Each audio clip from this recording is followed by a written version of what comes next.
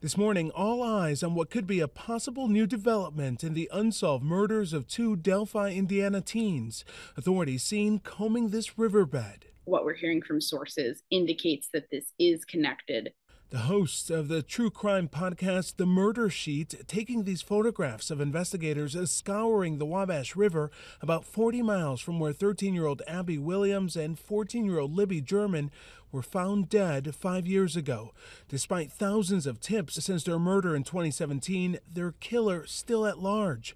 Libby capturing this grainy Snapchat authorities believe shows their killer, along with this chilling recording thought to be his voice.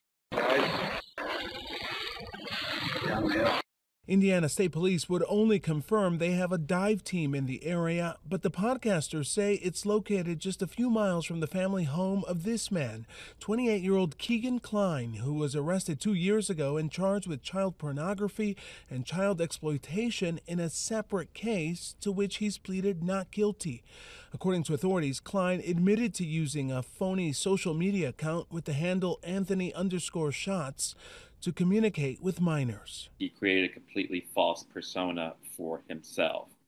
And we know that the Anthony Shots account was actually in communication with Liberty German, who was one of the victims in this case. Klein has denied any involvement in the murders. Just days before the podcast hosts say that river search began, a court document obtained by ABC News shows that Klein was temporarily moved from the custody of his local authorities to the hands of Indiana State Police, the lead investigators in the murders of Abby and Libby.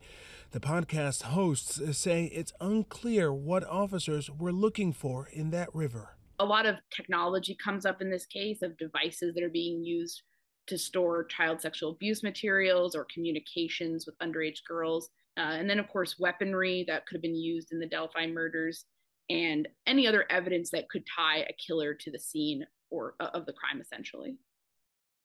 And investigators would not say what exactly they were looking for in that riverbed, nor how it may be possibly connected to the Delphi case. Alex Perez, ABC News, Chicago.